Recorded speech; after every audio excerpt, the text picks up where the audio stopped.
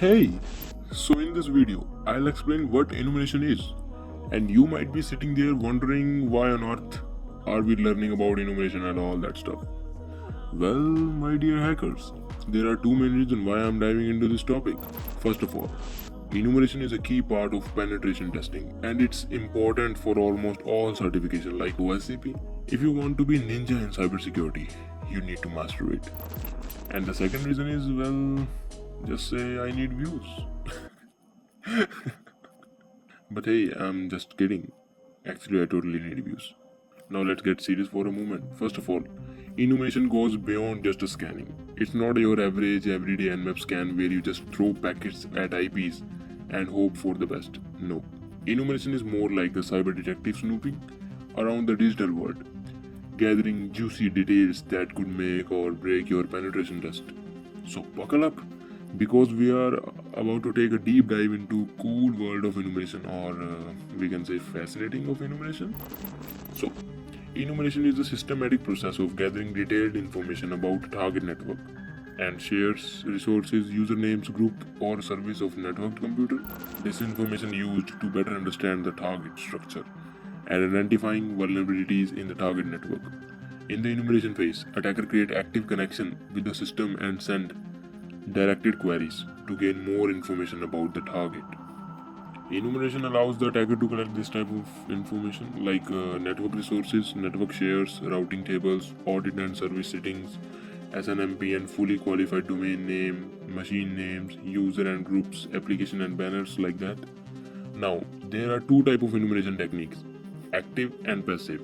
It's like choosing between a ninja and a stealthy cat. Both have their own style. Active enumeration. In this technique, the attacker creates a direct connection to the target and asks questions like, "Hey, what cool stuff do you have on your network? Can you tell me?" And it's all about sending a request and getting answer right away. Yes, of course, it's bold, but it can also make the target raise eyebrows. Like, who invited this guy, man? In simple words, we can say it requires a direct interaction with the target. Active enumeration is direct and can reveal more detailed information, but also has a higher chance of alerting the target. Now on the flip side, we have passive enumeration. This is more like a quiet observer at the same party, sipping a drink and watching everything. In this method, the attacker gathers information without directly interacting with the target. They might use tools to gather data from public resources or network traffic while staying in the shadow. It's effective, like a cat stalking. It's silent but deadly. Passive enumeration involves gathering information up without directly interacting with the target. This might include looking up DNS records, checking social medias, or analyzing public available metadata, all without alerting the target. Now let's talk about the cool tools of enumeration, the sneaky ones. This tool let you gather info without the target ever noticing. It's like being a ninja in hacking, man. We can use tools like WHOIS lookups, where you play detective and find out who owns a domain. Or DNS passive reconnaissance, which is a fancy way of saying we are snooping around to see what out there without anyone seeing us. And let's not forget about OCN frameworks, which help us dig up all kind of info from public sources. With these tools, we can gather details about domains, subdomains, and network data while staying totally under the radar. It's like building a secret clubhouse in the hacker world. Super cool, but nobody knows where you are. In passive enumeration, WHOIS lookups tool let you play detective without ever knocking the target door. By checking a publicly available WHOIS database, or you can find out who owns a domain, when it was registered, when it expires, and even the name servers they use. It's like snooping on your neighbor online profile, totally sneaky and super informative.